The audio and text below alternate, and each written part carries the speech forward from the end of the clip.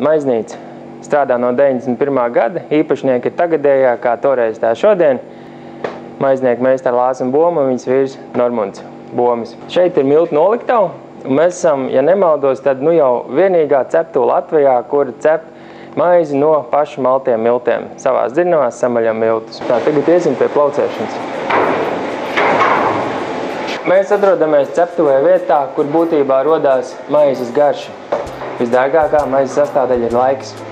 Tāpēc, kad tikai ilgā audzēšanas procesā var uzraudzēt garšīgu maizīti. Un tas ir tas, ko mēs darām. Šeit izmantojam dārgāko izēvēlu laiku un raudzējam plaucējumus.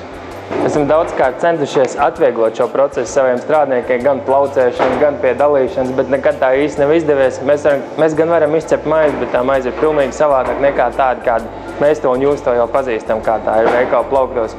Jo maizē nepieciešams vienmēr saskara dabīgām virsmām. Tas ir gan koks, gan cilvēku rokas. Kā mēs pieliekam vairāk metālu un fizisku iedarbību, tā maizīte zaudē savas īpašības jau. Svarīgākais, lai izceptu maizi no rudzu miltiem, ir panākt, lai mīklā būtu skābums. To var dabūt mākslīgi, pievienojot skābinātājs, un to var izdarīt dabīgi. Viens no dabīgajiem veidiem ir šāds, kad ņemam apsas koku kubliņus, ieberam viņos iekšā miltus, pievienojam ķimenes, iesalu un uzlejam virsū karstu ūdeni. Kas notiek tajā brīdī, kad miltos esošā cieta saskarās ar karstu ūdeni, viņi sāk dalīties un pēc tam aptuveni 20 stundu laikā, palīdzot fermentiem, sadalās jau cukuros, vienkāršajos cukuros. Būtībā cieta kļūst par cukuriem, kas pēc tam vēlāk, atdziestot plaucējumam, sāk ieskāpt. Ieskāps tāpēc, kad iekšā kubliņos, kubliņu koksnē dzīvo pienskāpes baktērijas, kuras būtībā saskāpē visu plaucējumu un maizē rodās skābums.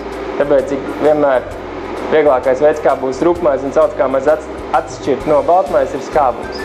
Būtībā šī tehnoloģija ir tikpat veca kā pasaule, mēs viņā neniek neesam mainījuši. Vienīgais, ko mēs esam izdarījuši, kubliņām apakšā ielikuši metāla apakšiņas. Viss pārējais ir kā eģiptieši to darīja, kā Ziemeļvācijā to darīja, tā mēs vēl šodien to darām.